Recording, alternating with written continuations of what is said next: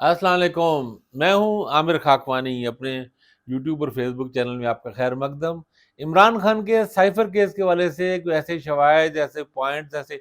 Argument سامنے آئے ہیں جس سے اس کیس کے پرخچے اڑ گئے ہیں، اور سچی بات ہے اس کیس میں کوئی میرٹ پہ کوئی جان نہیں نظر نہیں آتی، کوئی ایسی کچھ اس میں دلیل اور وزن نہیں لگ رہا۔ اور آج کا ہم کیس میں آج کی ولاگ میں ہم اس پہ بات کرتے ہیں، اس کیس کے ان پوائنٹس پہ بات کرتے ہیں۔ جو نئے دوست دیکھ رہے ہیں وہ چینل سبسکرائب کر لیں، چاہے تو سبسکرائب کر لیں، اپنا فیڈ بیک دیں، ویڈیوز اچھے لگیں اپنے حلقے میں اپنے دوستوں میں انٹروڈیوس کرائیں، اپنے کمنٹس کیا کریں، میں کوشش کرتا ہوں ان کے جواب دوں۔ عمران خان کا آپ کو پتہ ہے کہ سائفر کیس بہت اہم کیس ہے،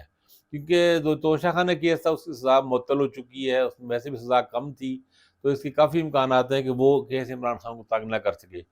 تو میاں نواز شریف صاحب کو، مسلم لیگ نون کو اور غالباً اسٹیبلشمنٹ کو بھی یہ ضرورت ہے کہ عمران خان کو کوئی بڑی سزا ہو،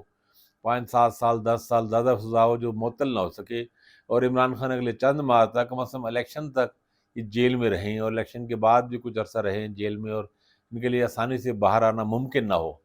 تو سائفر کیس اس معاملے میں ایک اہم ہتھیار بن چکا ہے، اس پہ کارروائی بہت تیزی سے جاری ہے، اڈیالہ جیل میں جاری ہے، جو اسپیشل جج ہیں، اسپیشل کورٹ بنائی گئی ہے، وہ بھی تیزی سے جاری ہے۔ اب اس کے کیس کے بارے میں عمران خان کے ہی وکیل ہیں ابوذر سلمان نیازی، انہوں نے کچھ پوائنٹ دیے، ایک بار تفصیلی انہوں نے ٹویٹ بھی کیا، کچھ آرگومنٹس انہوں نے آج اسلام آباد ہائی کورٹ میں بھی جو کارروائی ہوئی اس میں بھی پیش کی گئی چیزیں،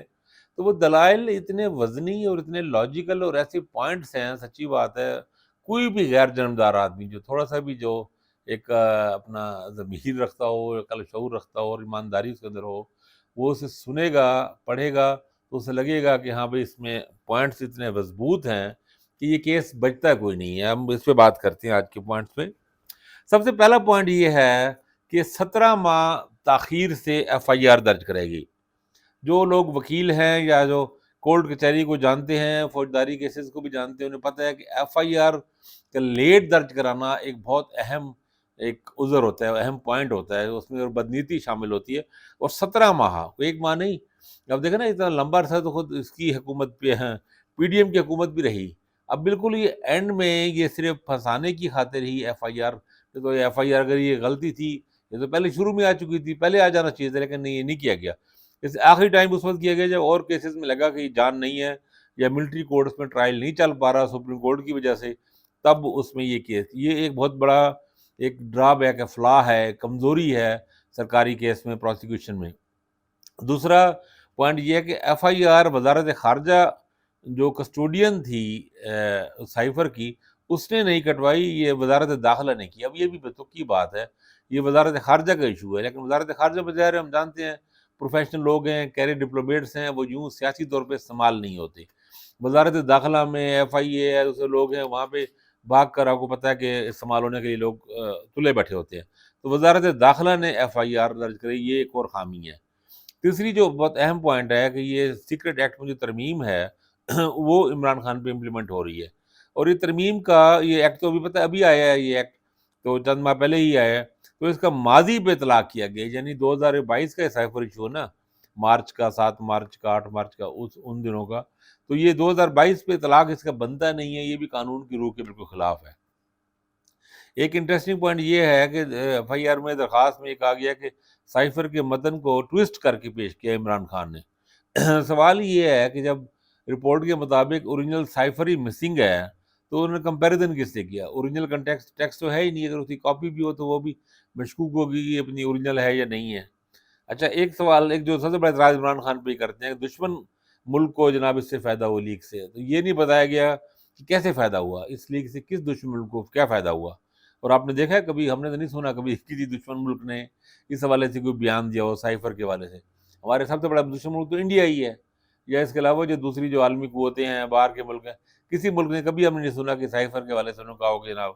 کہ پاکستان کے خلاف استعمال کرنے کی کوشش کی گئی ہو۔ اچھا، کون سا دشمن ملک ہے اس کا بھی کوئی پتہ نہیں، کوئی اس کا نہیں بتایا گیا۔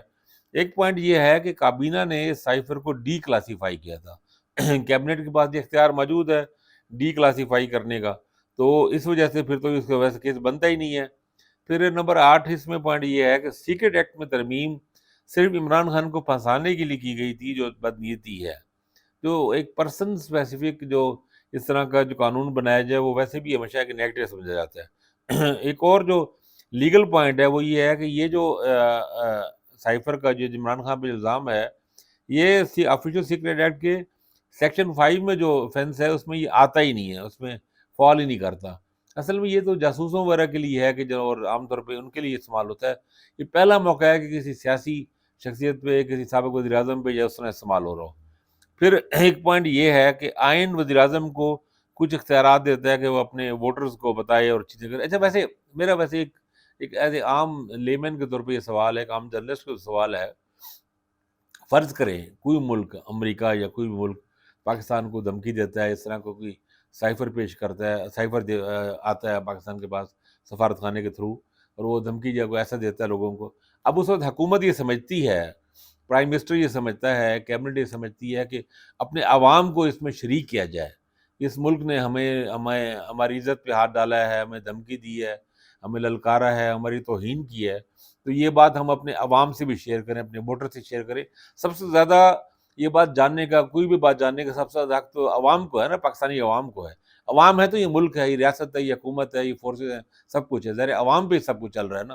تو اگر کوئی حکومت، اگر یہ منتخب وزیر اعظم یہ طے کرے، سوچے، اور جو کیبنٹ یہ کرے، یہ اگر یا پارلیمنٹ بھی کرے، اگر یہ کہے کہ جناب ٹھیک ہے ہم عوام کو یہ ہم چاہتے ہیں کہ بتائیں، تو آپ کیسے اسے روک سکتے ہیں؟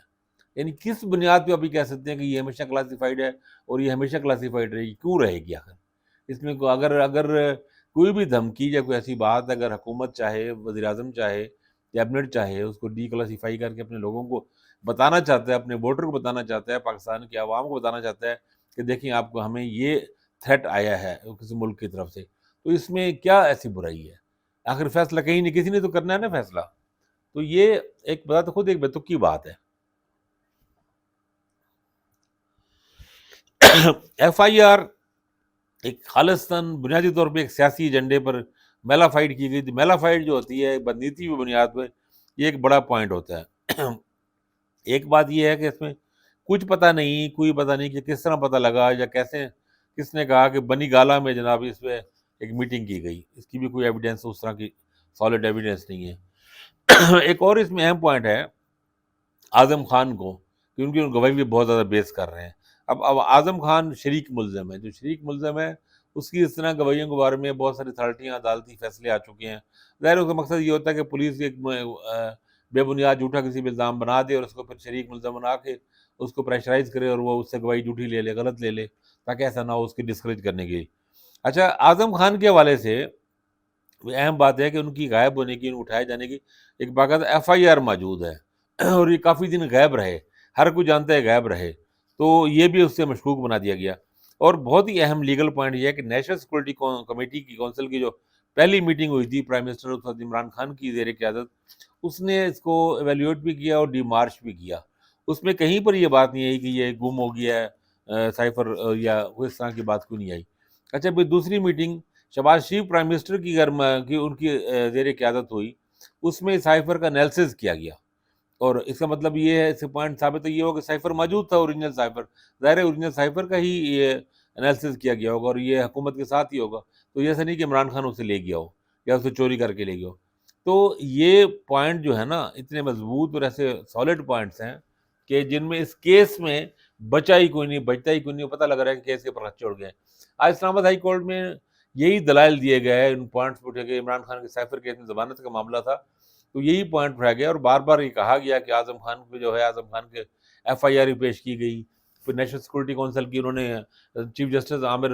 فاروق صاحب نے مانگا کہ منٹس کا، انہوں نے کہا منٹس اس کے نہیں ہوتے، اس کے صرف وہ پریس ریلیز ہوتی ہے، وہ بھی ساتھ لگائی گئی۔ کیبنٹ کی میٹنگ کے منٹس مانگے گئے، وہ بھی نہیں تھے، وہ بھی پریس ریلیز ہی لگائی گئی، اور ہمیں ایف آئی آر کے ساتھ بھی چونکہ پریس ریلیز ہی ہے، وہاں بھی کوئی سائفر کا متن نہیں ہے۔ تو وہ سارے یہ پوائنٹس اٹھائے گئے، اور اس میں یہ بھی ایک دلچسپ پوائنٹ اٹھایا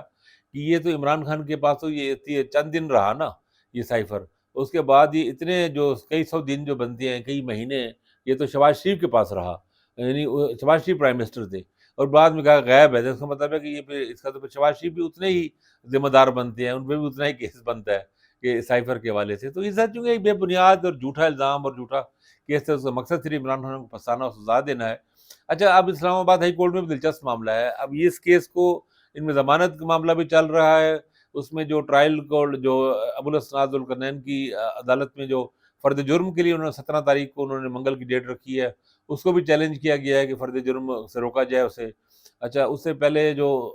ٹرائل کورٹ میں اور 2-3 چیزوں میں، یعنی 4-5-6 چیزیں اکٹھی ہوئی پڑی ہیں، چیلنج ہوئی پڑی ہیں، اور مزے کی بات ہے فیصلہ محفوظ کیا ہوا ہے 1-2 چیزوں پہ اسلام آباد ہائی کورٹ چیف جسٹس نے، اور اس میں ڈیلے کرتے آ رہے ہیں۔ اور اس معاملے میں بھی ضمانت میں ایک دلچسپ صورتحال بن رہی ہے، دلچسپ کیا ہے تو افسوسناک، کہ چیف جسٹس صاحب اس کو ڈیلے کرتے ہیں، فیصلہ نہیں سناتے، فیصلہ اس لیے نہیں سناتے کہ انٹر کورٹ اپیل ہو سکتی ہے، ہائی کورٹ میں سنگل بینچ کا جو ہو اس کے بعد، یا ایک انٹر کورٹ اپیل کی آپشن ہوتی ہے، جب سپریم کورٹ کی اپیل کی ہوتی ہے، تو چونکہ وہ فیصلہ نہیں سنا رہے تو یہ اپیل بھی نہیں ہو رہی، اور نیچے ٹرائل کورٹ میں کیس چل رہا ہے، اور مقصد شاید یہی لگ رہا ہے، جس طرح ہمایوں دلاور کا بھی اس وقت ہی چیف جسٹس اسلام آباد ہائی کورٹ کا پورا اس میں رول تھا، بدنیتی واضح طور پہ، مطلب کہنا تو نہیں چاہیے لیکن بظاہر ایسے لگ رہا ہے اس طرح دانستہ طور پہ کیا گیا یا نادانستہ کیا گیا، تب بھی بڑا افسوسناک رول تھا، انہوں نے روکا ہی نہیں کہیں پر ٹرائل کورٹ کو، تو ہمایوں دلاور نے سزا سنا دی۔ اب بھی غالباً یہی مقصد ہے کہ اس کو فیصلہ محفوظ کر دیں، لٹکا دیں، اگلی پیشہ دے دیں، دوسرے کو سن لیں، کبھی خود بیمار ہو جائیں، کبھی غور بہانہ کر کے لٹکاتے رہیں چیزوں کو، اور حتیٰ کہ پتہ لگے کہ ٹرائل کورٹ نیچے سزائے سنا دیں، سزا سنا دے، پھر آپ دوبارہ کھلیں، پھر آپ ایک لمبا نوٹس دیں، 15-20 دن، مہینہ اس میں گزر جائے، تو اس طرح کی ڈیلینگ ٹیکٹکس جو ہے نا اسلام آباد ہائی کورٹ میں نظر آ رہے ہیں۔ سائفر کیس بہرحال اڑ گیا ہے، اس کیس میں کچھ نہیں بچا، اور کہیں پر بھی جب یہ اچھے کسی بڑے فورم پہ جائے گا، یا بل تو ہائی کورٹ میں ہو جانا چاہیے، لیکن اگر یہاں نہیں بھی ہوتا تو انٹر کورٹ اپیل میں یا سپریم کورٹ میں یہ کیس اڑ جائے گا، کچھ نہیں بچے گا اس کیس میں۔ سائفر کیس میں عمران خان کے لیے ایک اچھی خبر ہے کہ ان کا خلاف کیس بالکل جھوٹا، بے بنیاد، کمزور اور بالکل فارغ ثابت ہو گیا۔ اپنا خیال رکھیے گا، اللہ حافظ۔